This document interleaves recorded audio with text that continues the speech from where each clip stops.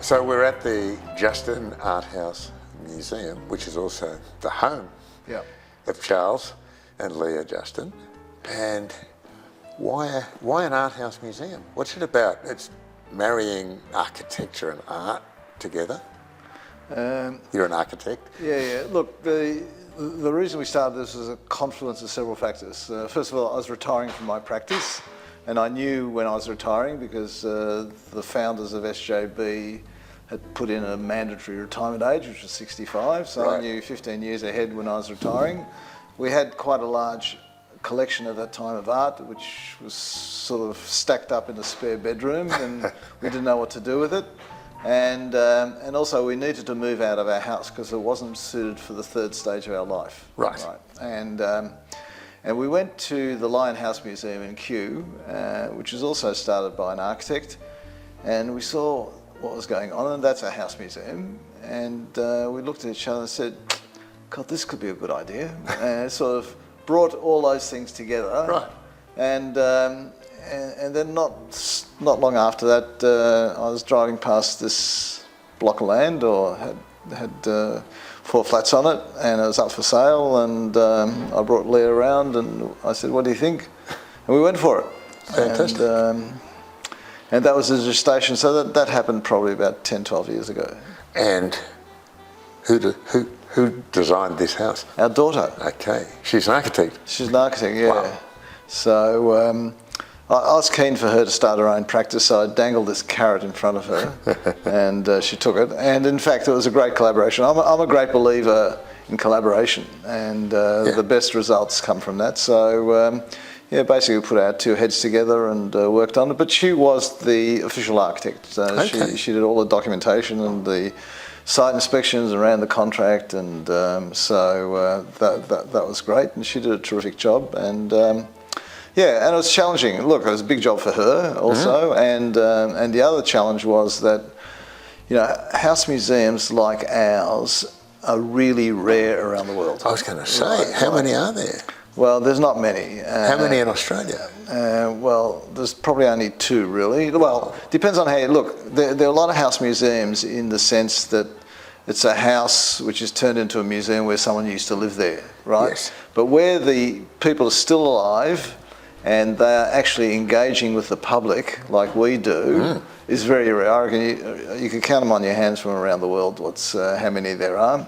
So I suppose there were 2 challenges for us in bringing this to life. One was there are no precedents that you actually look to. Yeah. And the other one, we'd never run a house museum, so we didn't even know how to brief the architect. Yes. And so we made a few decisions, for instance, of trying to build into it as much flexibility as we could so we could actually change things if it didn't quite work. But at the end of the day, I think we've got it pretty right from a functional point of view. It's a beautiful building. Yeah, and it works really well. So, we start off downstairs where the guests arrive, and we've turned our garage into a small auditorium, and it works both as a garage and auditorium. Over the cars? We do. No, we park in the street, and we do an introduction, and then we bring them upstairs in the gallery. We have a tour through the exhibition, and then we bring them upstairs where Leah puts on this fantastic spread for them. And as I said, we wanted to sort of recreate a sort of contemporary salon. The way salons worked in the sort of 18th and 19th century was that people were intellectually stimulated, and then over food and wine they'd have a conversation, and people would meet. And so what we have is people who come here who don't know each other, and that's a terrific venue for them to talk about something that they just both participated in, and sometimes they meet artists, and sometimes they meet other people from the art world or architects and things like this. So and that's worked very well. And then because we sort of regard ourselves as a museum, we also run public programs. So we have lectures and concerts and panels and talks. So it's busy all the time. Yeah. Well, we're not open all the time. We're only open 6 months of the year because we need to have a life as well, and it's sort of spaced out. But no, it works well. And it's been fantastic for Leah and I, because we've met so many people, and Sure. we do lots of things, like meeting you and doing this interview, and we sort of have all these connections of people from all parts of the art world, the architectural world, and the museum world, and then we do a lot of travel. So a lot of our travel now is very focused, art focused, and in fact during COVID because we were closed, yes.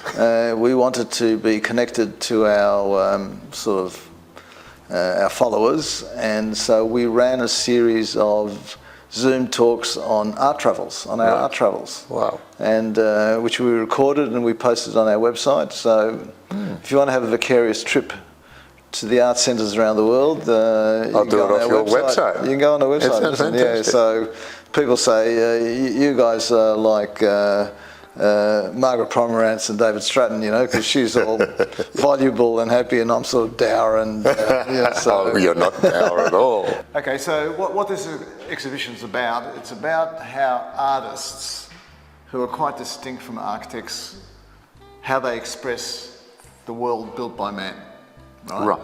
So about architecture generally, and one of the things is when you come to a private collection, one of the things is you can actually see what sort of art they buy, and in many ways that art is a reflection of their personality. So I'm an architect, so it's logical to think that a lot of the art that we collect would have an architectural quality to it.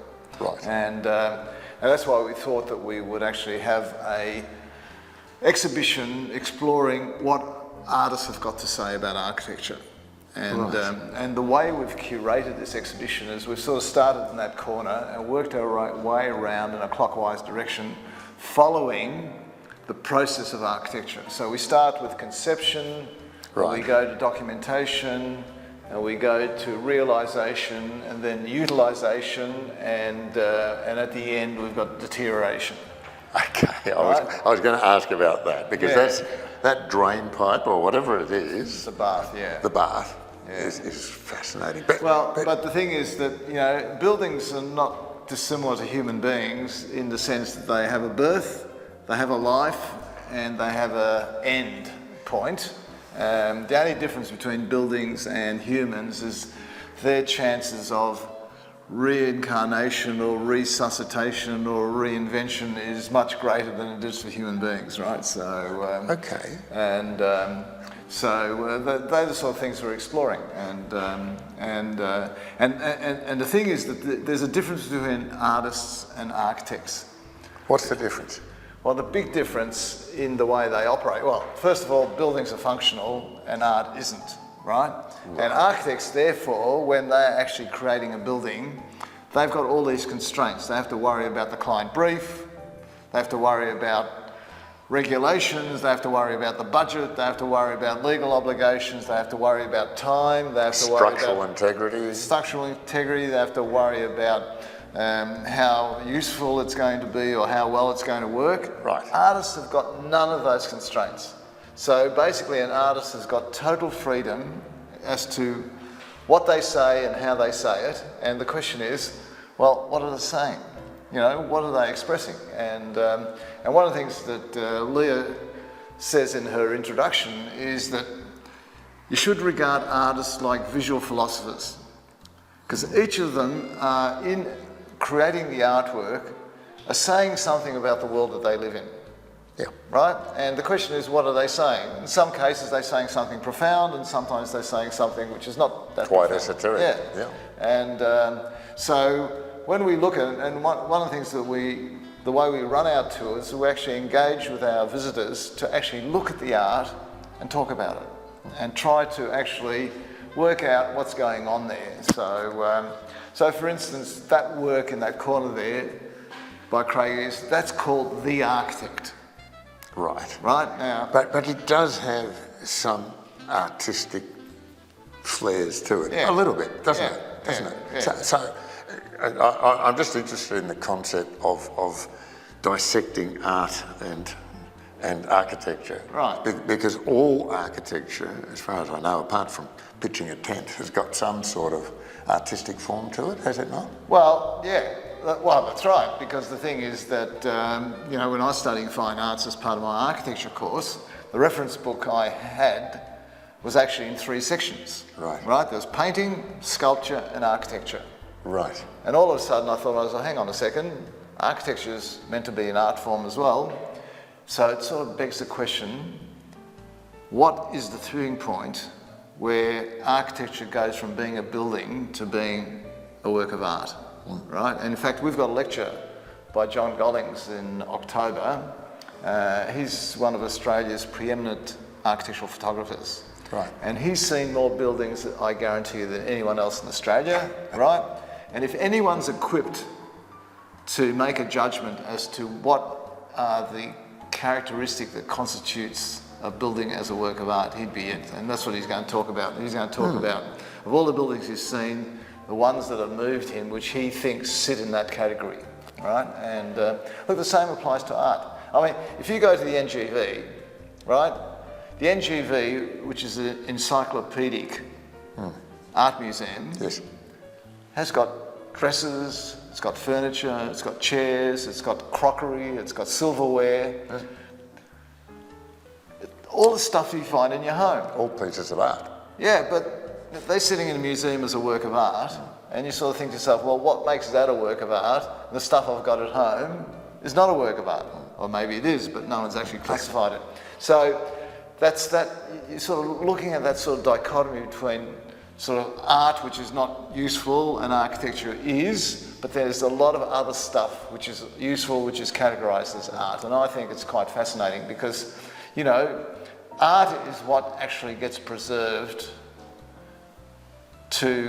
as sort of material culture to help future generations understand the time that we're living in, right? And you can say the same for buildings. Yeah, and buildings as well. So someone's making a decision as to, I think that this one actually is a great example to represent that time and place, and that should be preserved, right? And I think that's way our society works. So if you look at a lot of museums, you know, you're looking at stuff from thousands of years ago, and you're looking at that to help you understand what was going on there, what was it all about, how did it operate, you know, and...